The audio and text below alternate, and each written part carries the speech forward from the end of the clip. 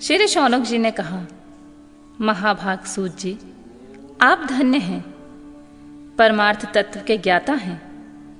आपने कृपा करके हम लोगों को बड़ी अद्भुत एवं दिव्य कथा सुनाई है। भूतल पर इस कथा के समान कल्याण का सर्वश्रेष्ठ साधन कोई नहीं है। यह बात हमने आज आपकी कृपा से निश्चय पूर्वक समझ ली है।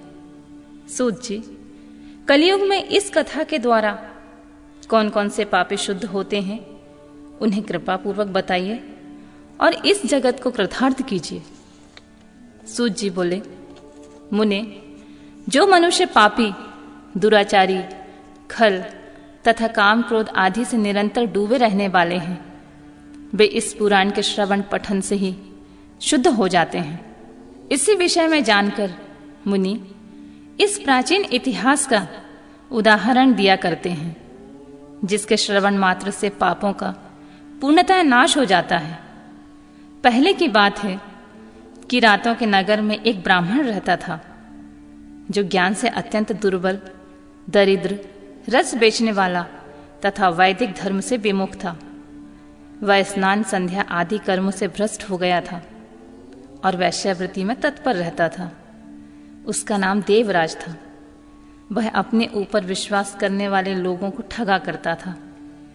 उसने ब्राह्मणों, क्षत्रियों, वैश्यों, शूद्रों तथा दूसरों को भी अनेक बहानों से बनाकर उनका धन हड़प लिया, परंतु उस पापी का थोड़ा सा भी धन कर्मी धर्म काम में नहीं लगा था। वह वैश्यगामी तथा सब प्रकार से आचार भ्रष्ट था।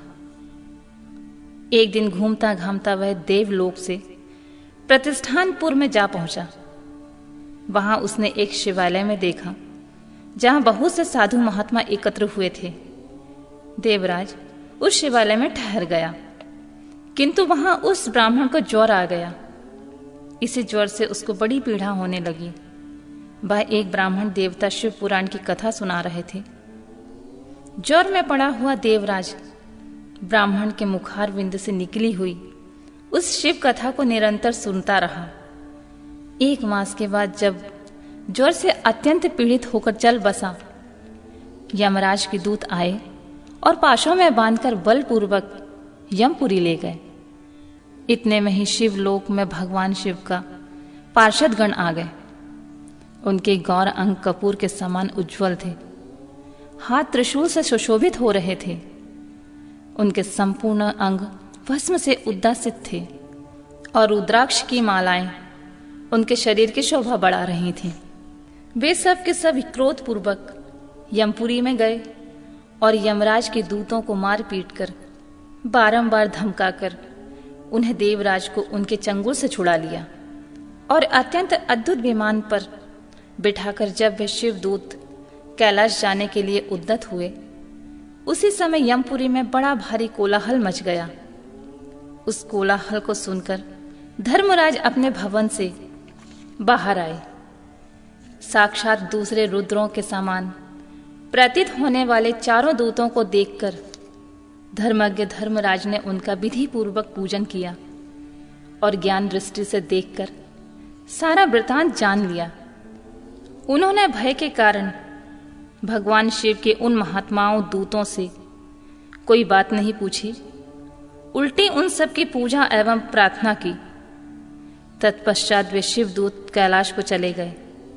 वहां पहुंचकर उन्होंने उस ब्राह्मण को दया सागर साम्य शिव के हाथों में दे दिया। शौनक जी ने पूछा, महाभाग सूत जी, आप सर्वज्ञ हैं, महामते, आपकी कृपा प्रसाद से बारंबार कृतार्थ हुआ हूं। इस इतिहास को सुनकर मेरा मन अत्यंत आनंद से निमग्न हो रहा है। अतः अब भगवान शिव में प्रेम बढ़ाने वाली शिव संबंधिनी की दूसरी कथा भी कहिए। श्री सूत जी बोले, शौनक सुनो, मैं तुम्हारे सामने गोपनीय कथा वस्तु का भी वर्णन करूंगा, क्योंकि तुम शिव भक्तों में अग्रगण तथा वेद वेताओं में श्रेष्ठ हो। समुद्र के निकटवर्ती प्रदेश में एक बास्कल नामक ग्राम है, जहां वैदिक धर्म से विमुख महापापी द्विज निवास करते हैं। वे सब के सब बड़े दुष्ट हैं। उनका मन दूषित विषय भोगों में लगा रहता है। वे ना तो देवताओं पर विश्वास करते हैं, न भाग्य पर। वे सभी कुटिल वृत्ति वाले हैं। किसानी करते और भली भांति के घातक अस्त्र शस्त्र रखते हैं। वे व्यभिचारी एवं खल हैं। ज्ञान, वैराग्य तथा सब धर्म का सेवन ही मनुष्य के लिए परम पुरुषार्थ है। इस बात को वे बिल्कुल नहीं जानते हैं। वे सभी पशु बुद्धि वाले हैं। अन्य वर्णों के लोग भी उन्हीं की भांति कुत्सित विचार रखने वाले स्वधर्म विमुख एवं खल हैं। वे सदा कुकर्म में लगे रहते हैं और नित्य विषय भोगी में ही डूबे रहते हैं। वहां की सब स्त्रियां भी कुटिल स्वभाव की, स्वेच्छाचारिणी, पाप सक्त, कुशित विचार वाली एवं व्यभिचारिणी हैं। वे सद्व्यवहार एवं सदाचार से सर्वथा शून्य हैं। इस प्रकार वहां का दुष्टों का ही निवास है। उस बाष्कल नामक ग्राम में किसी समय एक विदुंग नामधारी ब्राह्मण रहता था। वह बड़ा अधम था, दुरात्मा और महापापी था। यद्यपि उसकी स्त्री बड़ी सुंदरी थी, तो अभी वह कुमार्ग पर चलता रहता था। उसकी पत्नी का नाम चंचुला था। वह सदा उत्तम धर्म का पालन करने में लगी रहती थी, तो भी उसे छोड़कर वह दुष्ट ब्राह्मण वैश्यगामी हो गया था। इस तरह कुकर्म में लगे हुए उस बिंदुक का बहुत वर्ष व्यतीत हो गए। उसकी स्त्री चंचुला अपने काम से पीड़ित होने पर स्वधर्म नाश के भय से क्लेश सहकर भी दीर्घ काल तक धर्म से भ्रष्ट नहीं हुई, परंतु दुराचारी पति के आचरण से प्रभावित होकर आगे चलकर वह स्त्री भी दुराचारणी हो गई। इस तरह दुराचार में डूबे हुए उन मूढ़ चित्त वाले पति पत्नी का बहुत सा समय व्यर्थ बीत गया। तदनंतर शूद्र जातीय वैश्य का पति बना हुआ वह दूषित बुद्धि वाला दुष्ट ब्राह्मण विंदुक समयानुसार मृत्यु को प्राप्त कर नरक में जा पड़ा। बहुत दिनों तक नरक में दुख भोग कर वह मूढ़ बुद्धि पापी विंध्या पर्वत पर भयंकर पिशाच हुआ। उधर उस दुराचारी पति बिंदु के मर जाने पर वह मूढ़ हृदय चंचुला बहुत समय तक पुत्रों के साथ घर में ही रही। एक दिन देवयोग से किसी पुण्य पर्व के आने पर वह स्त्री भाई बंधुओं के साथ गोकर्ण क्षेत्र में गई। तीर्थ यात्रियों के संग में उसने भी उस समय जाकर किसी तीर्थ के जल में स्नान किया। फिर वह साधारणतः बंधुजनों के साथ यत्र तत्र घूमने लगी। घूमते घामती किसी देव मंदिर में गई और वहां उसने एक देवज्ञ ब्राह्मण के मुख से भगवान शिव की परम पवित्र एवं मंगलकारिणी उत्तम पौराणिक कथा सुनी। कथावाचक ब्राह्मण कह रहे थे कि जो स्त्रियां पर पुरुष के साथ व्यभिचार करती हैं वे मरने के बाद यमलोक में जाती हैं। तब यमलोक के दूत उनकी योनियों में तपे हुए लोह का परिध डालते हैं।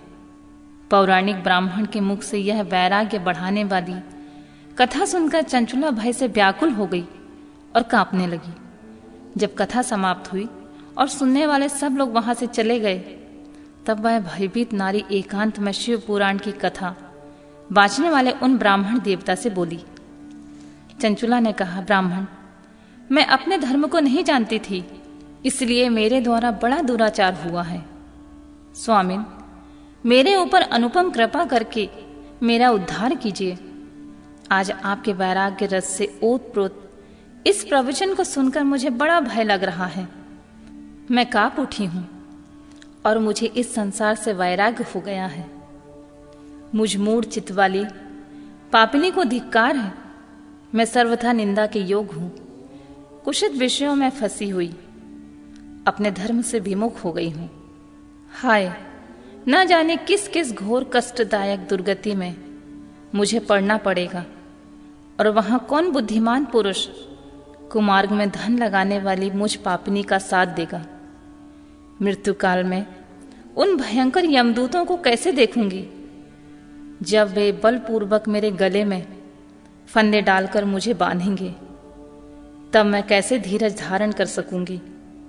नरक में जब मेरे शरीर के टुकड़े टुकड़े किए जाएंगे, उस समय विशेष दुख देने वाली उस महायातना को कैसे झेलूंगी। हाय मैं मारी गई, मैं मर गई, मैं जल गई, मेरा हृदय विदीर्ण हो गया और मैं सब प्रकार से नष्ट हो गई, क्योंकि मैं हर तरह से पाप में डूबी रहती हूँ। ब्राह्मण, आप ही मेरे गुरु, आप ही माता, आप ही पिता हैं। आपकी शरण में आई मुझ दीन अबला का आप ही उद्धार कीजिए, उद्धार कीजिए प्रभु। सूत जी कहते हैं, शौनक, इस प्रकार खेद और वैराग्य से युक्त चंचुला ब्राह्मण देवता के दोनों चरणों में गिर पड़ी। तब उन बुद्धिमान ब्राह्मण ने कृपा पूर्वक उसे उठाया और इस प्रकार कहा,